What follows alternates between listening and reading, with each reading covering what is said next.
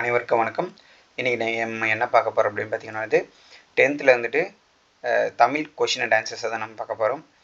இது பார்த்தீங்கன்னா வந்துட்டு டிஎன்பிஎஸ்சி டிஎன்யூஎஸ்ஆர்பிலேருந்து கேட்கக்கூடிய ஒரு இம்பார்ட்டன்ட் கொஷின்ஸை தான் நம்ம பார்க்க போகிறோம். இந்த வீடியோவில் வந்துட்டு நம்ம ஒரு 50 கொஷின்ஸ் பார்க்கலாம். ஸோ ஃபஸ்ட் கொஷின் என்ன அப்படின்னு பார்த்தீங்கன்னா வந்துட்டு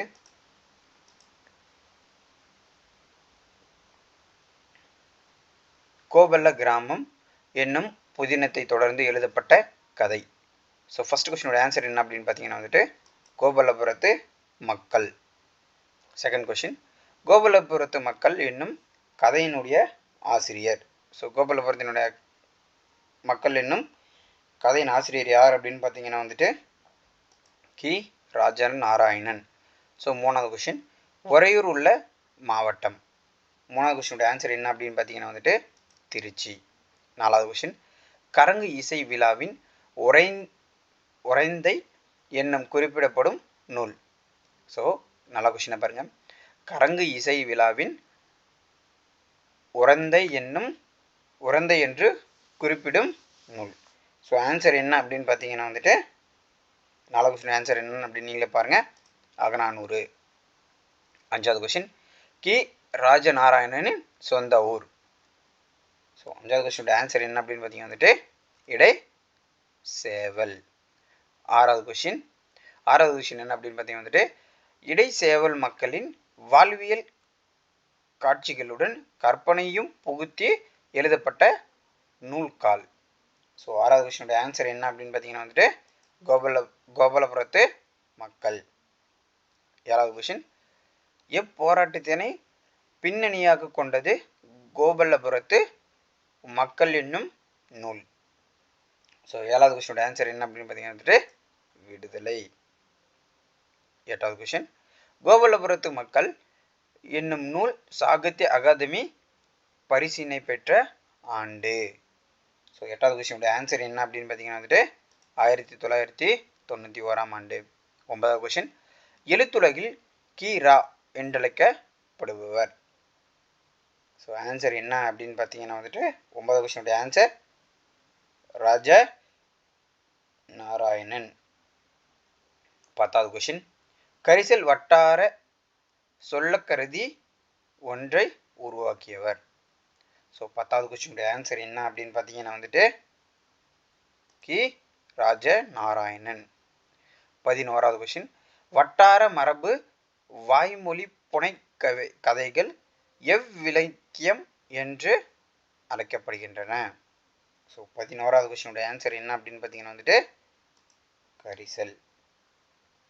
12வது கொஸ்டின், வட்டார மரபு வாய்மொழி புனைக்கதைகளை தொடங்கியவர் டேஸ். ஸோ 12வது கொஸ்டினுடைய ஆன்சர் என்ன அப்படின்னு பார்த்தீங்கன்னா வந்துட்டு கி ராஜ நாராயணன். 13வது கொஸ்டின், கோவில்பட்டியை சுற்றிய வட்டார பகுதிகளில் தோன்றிய இலக்கிய வடிவம். ஸோ 13வது கொஸ்டினோட ஆன்சர் என்ன அப்படின்னு பார்த்தீங்கன்னா வந்துட்டு கரிசல் இலக்கியம். 14வது கொஸ்டின், கி ராஜநாராயணனுக்கு முன் எழுத தொடங்கிய கரிசல் மண்ணின் படைப்பாளி. ஸோ 14வது கொஸ்டினோட ஆன்சர் என்ன அப்படின்னு பார்த்தீங்கன்னா வந்துட்டு அழகிரி சாமி. 15வது கொஸ்டின், கரிசல் இலக்கிய பரம்பரைக்கு தொடர்பில்லாத ஒன்றை கண்டறி. ஸோ 15வது கொஸ்டினுடைய ஆன்சர் என்ன அப்படின்னு பார்த்தீங்கன்னா வந்துட்டு நான் பிச்சமூர்த்தி. 16வது கொஸ்டின், வட்டார வழக்கு சொற்களை பொருத்தி காட்டுக. ஸோ 16வது கொஸ்டினுடைய ஆன்சர் என்ன அப்படின்னு பார்த்தீங்கன்னா வந்துட்டு ஃபர்ஸ்ட் கொஸ்டின் பாய்ச்சல் அப்படின்னா வந்துட்டு நல்லா பாருங்க. பாய்ச்சல் அப்படின்னா வந்துட்டு பாத்தி. பதனம் அப்படின்றது என்ன அப்படின்னு சொல்லுவாங்க பார்த்தீங்கன்னா கவனம். நித்து பாக்கம், நித்து பாகம் அப்படின்னா வந்துட்டு மேல் கஞ்சி. மகுளி அப்படின்னா வந்துட்டு சோற்று கஞ்சி. 17வது கொஸ்டின், வட்டார வழக்கு சொற்களை பொருத்தி காட்டுக. ஸோ 17வது கொஸ்டின், வட்டார வழக்கு சொற்களை பொருத்தி காட்டுக. ஒன்றாவது என்னன்னு பார்த்தீங்கன்னா வந்துட்டு வரத்துக்காரன். வரத்துக்காரன் அப்படின்னா வந்துட்டு புதியவன். சடைத்து புளித்து அப்படின்னா வந்துட்டு சலிப்பு. அழுக்கம் அப்படின்னா வந்துட்டு அழுத்தம். தொலைவடைவில் அப்படின்னா வந்துட்டு தொலைவில். So 18வது question. காய்ந்தும் கொடுக்கிற பேய்தும் கொடுக்கிற மலையை சார்ந்து வாழ்கின்ற மானாவாரி மனிதர்களின் வாழ்க்கை சொல்லும் இலக்கியங்கள். So dash. ஆன்சர் என்ன அப்படின்னு பார்த்தீங்கன்னா வந்துட்டு 18வது கொஷினோட ஆன்சர் கரிசல் இலக்கியங்கள். 19வது கொஷின். அறிஞருக்கு நூல், அறிஞரது நூல் ஆகிய சொற்களில் பொருளை வேறுபடுத்தி காரணமாக அமைவது. ஸோ 19வது கொஷினோட ஆன்சர். ஸோ ஒரு கொஷின் வந்து ஹோம்ஒர்க்கை பார்க்கலாம். ஸோ இந்த 19 கொஷின் வந்துட்டு நீங்கள் ஆன்சர் பண்ணுங்கள். ஸோ தெரிஞ்சவங்க வந்து கமெண்ட் பண்ணி விடுங்க. 20வது கொஷின். கீழ் காண்பனவற்றுள் பொருந்தாத இணையை தேர்வு செய்க. ஸோ 20வது கொஷின் என்ன அப்படின்னு பார்த்தீங்கன்னா வந்துட்டு கீழ் காண்பனவற்றுள் பொருந்தாத இணையை தேர்வு செய்க. ஸோ ஆன்சர் என்ன அப்படின்னு பார்த்தீங்கன்னா வந்துட்டு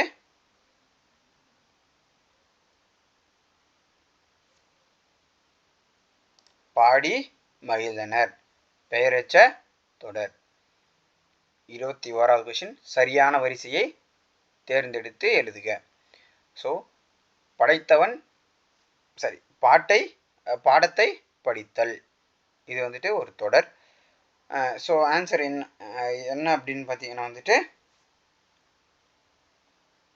இரண்டாம் வேற்றுமை தொகைநிலை தொடர். இசையால் ஈர்த்தார், மூன்றாம் வேற்றுமை தொகாநிலை தொடர். கயல்விழிக்கு பரிசு, ஐந்தாம் வேற்றுமை தொகாநிலை தொடர். முருகனின் சட்டை அப்படின்னா வந்துட்டு நான்காம் வேற்றுமை தொகாநிலை தொடர். 22வது கொஷின். ஒரு தொடர் மொழியில் இரு சொற்கள் இருந்து அவற்றின் இடையில் சொல்லோ உருபோ இல்லாமல் அப்படியே பொருளை உணர்த்துவது. ஸோ 22வது கொஷினோட ஆன்சர் என்ன அப்படின்னு பார்த்தீங்கன்னா வந்துட்டு தொகாநிலை தொடர். 23வது கொஷின். தொகாநிலை தொடரின் வகைகள். ஸோ 23வது கொஷினோட ஆன்சர் என்ன அப்படின்னு பார்த்தீங்கன்னா வந்துட்டு 9.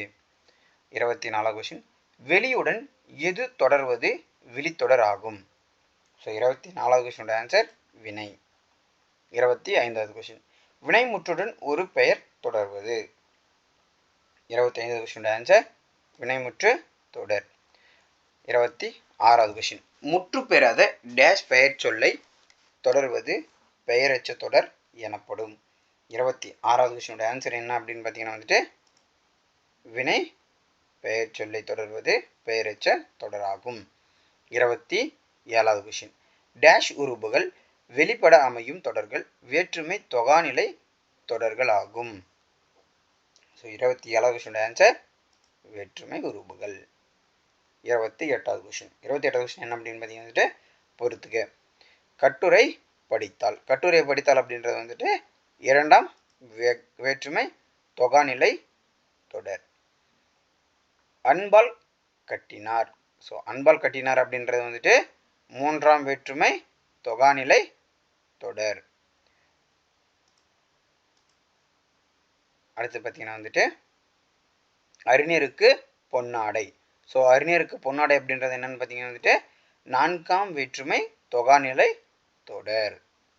சால சிறந்தது அப்படின்னா வந்துட்டு உரிசொல் தொடர். 29வது கொஷின். பொருத்தி காட்டுக. காவிரி பாய்ந்தது. ஸோ காவிரி பாய்ந்தது அப்படின்னா வந்துட்டு எழுவாய் தொடர். நண்பா எழுது. ஸோ நண்பா எழுது என்பது வந்துட்டு விழி தொடர். கேட்ட பாடல். கேட்ட பாடல் அப்படின்னா வந்துட்டு ஆன்சர் என்ன அப்படின்னு பார்த்தீங்கன்னா வந்துட்டு பெயரெச்ச தொடர். பாடி மகிழ்ந்தனர். பாடி மகிழ்ந்தனர் வந்துட்டு வினையெச்ச தொடர். 30வது கொஷின். இடைச்சொல் தொடரில் இடைச்சொல்லுடன் தொடர்வது. ஸோ 30வது கொஷினோட ஆன்சர் என்ன அப்படின்னு பார்த்தீங்கன்னா வந்துட்டு பெயர் வினை. 31வது கொஷின் மற்றொன்று என்பது ஸோ மற்றொன்று என்பது 31வது கொஷினோட ஆன்சர் என்ன அப்படின்னு பார்த்தீங்கன்னா வந்துட்டு இடைச்சொல் தொடர். 32வது கொஷின் ஒரு சொல் 2-3 முறை அடுக்கி தொடர்வது. ஸோ ஒரு சொல் பார்த்தீங்கன்னா வந்துட்டு 2 அல்லது 3 முறை அடுக்கி தொடர்வது. ஸோ இது வந்து ரொம்ப ஈஸியான ஒரு கொஷின் தான். ஸோ 32வது கொஷினோட ஆன்சர் என்ன அப்படின்னு பார்த்தீங்கன்னா வந்துட்டு அடுக்கு தொடர். 33வது கொஷின் கேட்க வேண்டிய பாடல் சொல்லத்தக்க செய்தி ஆகியன. ஸோ 33வது கொஷினோட ஆன்சர் என்ன அப்படின்னு பார்த்தீங்கன்னா வந்துட்டு கூட்டுநிலை பெயரெச்சங்கள். 34வது கொஷின் அன்பால் கட்டினார் அறிஞருக்கு பொன்னாடை ஆகிய சொற்களில் பொருளை வேறுபடுத்தி காரணமாக அமைவது. ஸோ 34வது கொஷினோட ஆன்சர் என்ன அப்படின்னு பார்த்தீங்கன்னா வந்துட்டு வேற்றுமை உருபு. 35வது கொஷின் எய்துவர் எய்தாய் வெளி இக்குறளுக்கு பொருந்தி வாய்ப்பாடும் எது.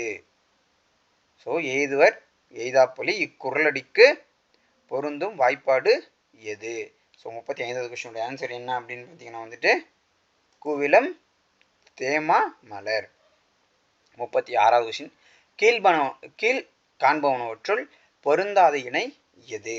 ஸோ 36வது கொஷினோட ஆன்சர் என்னன்னு பார்த்தீங்கன்னா வந்துட்டு உலகத்தோடு பொருந்தி வாழ கல்லாதவர் அறிவுடையார். 37வது கொஷின் நச்சப்படாதவன் செல்வம் நடுவூருள் நச்சு மரப்பொழுது தற்று இக்குறளில் பயின்று வரும் அணி எது. ஸோ 37வது கொஷினோட ஆன்சர் என்ன வந்து வாமை அணி. 38வது கொஷின் பொறுத்துக்க. ஸோ ஃபஸ்ட்டு என்னென்னு பார்த்தீங்கன்னா வந்துட்டு மேன்மை. மேன்மை அப்படின்னா வந்துட்டு உயர்வு. வெகுளி அப்படின்னா வந்துட்டு சினம். மயக்கம் அப்படின்னா வந்துட்டு அறியாமை. இன்மை அப்படின்னா வந்துட்டு வறுமை. 39வது கொஷின் உயிரினும் மேலானதாக கருதி பாதுகாக்க வேண்டியது.